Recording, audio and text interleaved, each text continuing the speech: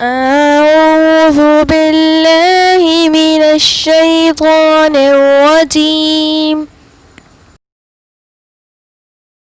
بسم الله الرحمن الرحيم.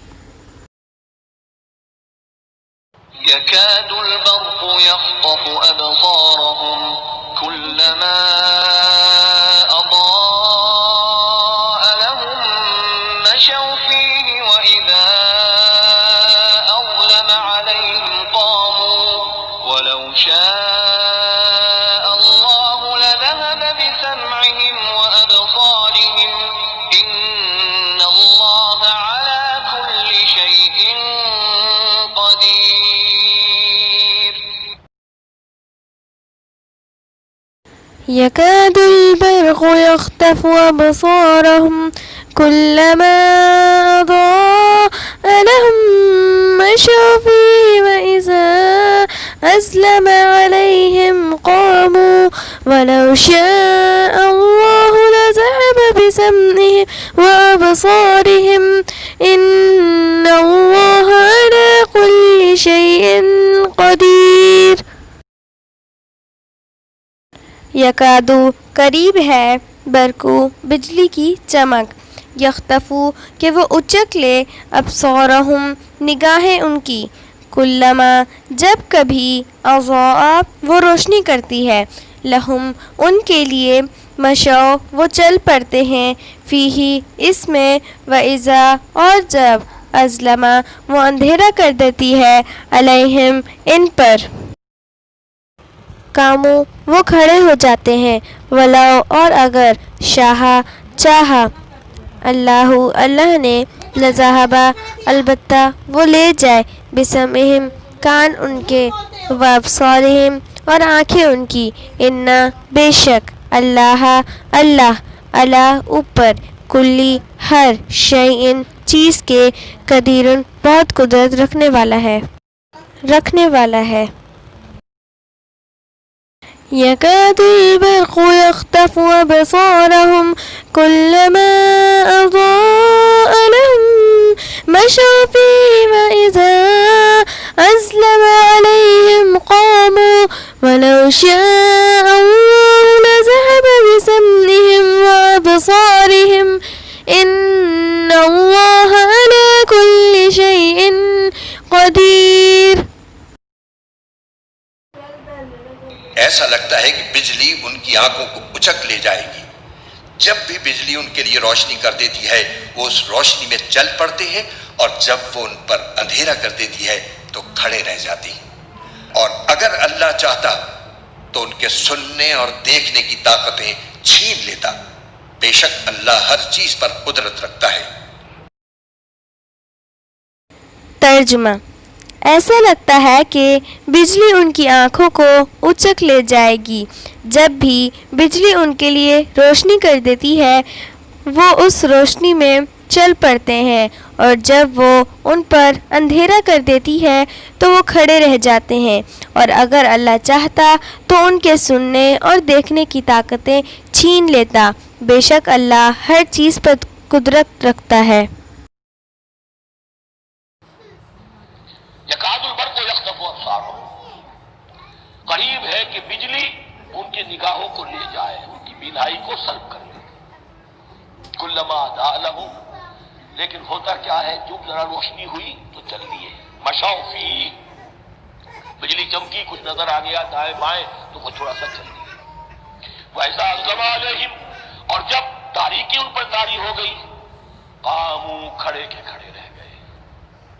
یہ نقشہ ہے ان کا کہ ایک طرف بارش ہو رہی ہے، قرآن مجید ہے، آسمان سے نازل ہو رہا ہے، یہ ماہ مبارکہ ہے، یہ کتاب مبارک ہے، لیکن یہ کہ اس کے ساتھ کڑکے ہیں، گرج ہے، کفر سے مقابلہ ہے، کفر کی طرف سے دھمکیاں ہیں، اندیشے ہیں، خطرات ہیں، امتحانات ہیں، آزمائشیں ہیں. ذرا کہیں حالات کچھ بہتر ہوئے، کچھ جسے بریدنگ سپیس کہتے ہیں ملی تو تھوڑا سا چل لیے. ہم بھی مسلمان ہیں، کوئی خاص موقع نہیں ہے، کسی جنگ کے لیے بلایا نہیں جا رہا ہے تو بڑھ چڑھ کے باتیں کر رہے ہیں، اپنے ایمان کا اظہار بھی کر رہے ہیں. جیسے ہی کوئی آزمائش آئی ٹھٹک کر کھڑے کے کھڑے رہ گئے. وَلَوْ شَاءَ اللَّهُ لَذَهَبَ بِسَمْعِهِمْ وَأَبْصَارِهِمْ، اللہ چاہتا تو ان کی سماعت اور بصارت کو بھی سلب کر لیتا، لیکن اللہ کا قانون یہی ہے، جو جہاں رہنا چاہے اس نے آزادی ارادہ دی ہے انسان کو۔ تم اگر مومن صادق بن کر رہنا چاہتے ہو اس کو آسان کر دے گا تمہارے لیے۔ تم نے اپنے تعصب کی وجہ سے، اپنے تکبر کی وجہ سے کفر کا راستہ اختیار کیا، اللہ اسی کو کھول دے گا۔ تم بیچ میں لٹکنا چاہتے ہو، لٹکتے رہو، اللہ تعالیٰ جو ہے جبرن کسی کو نہ حق پہ لائے گا، نہ جبرن کسی کو باطل پر لے کر جائے گا، اس لیے کہ جبر اگر ہو تو پھر امتحان کا معاملہ ختم، پھر جزا و سزا بیکار ہے، غیر منطقی ہے، غیر معقول ہے۔ ان اللہ علی کل شیء قدیر، یقیناً اللہ تعالیٰ ہر چیز پر قادر ہے۔ یہ دو رکوع اس اعتبار سے کہ انسانی شخصیتوں کا سمجھنا، اور جیسا کہ میں نے عرض کیا تعویل عام ذہن میں رکھیے، جب بھی کبھی کوئی دعوت حق اٹھے گی، اگر وہ واقعتاً کل کے کل حق کی دعوت ہے اور اس میں انقلابی رنگ ہے کہ باطل سے پنجہ آزمائی کرنی ہے، باطل کو نیچا دکھانا ہے، حق کا غلبہ کرنا ہے، تو یہ تین قسم کے افراد لازماً ہمیشہ وجود میں آ جائیں گے۔ ان کو پہچاننا، ان کے کردار کی جو اصل جو اس کے پیچھے پس منظر ہے اس کو جاننا بہت ضروری ہے۔ يكاد البرق يخطف أبصارهم كلما أضاء لهم مشوا فيه وإذا أسلم عليهم قاموا ولو شاء الله لذهب بسمعهم وأبصارهم إن الله على كل شيء قدير۔ ترجمہ، قریب ہے کہ بجلی اچک لے ان کی آنکھیں، جب چمکتی ہے ان پر تو وہ چلنے لگتے ہیں اس کی روشنی میں، اور جب ان پر تاریکی طاری ہو جاتی ہے تو وہ کھڑے کے کھڑے رہ جاتے ہیں، اور اللہ چاہتا تو ان کے سماعت اور بصارت کو سلب کر لیتا، یقیناً اللہ ہر چیز پر قادر ہے۔ یکاد البرق یخطف ابصارہم، قریب ہے کہ بجلی اچک لے ان کی آنکھیں،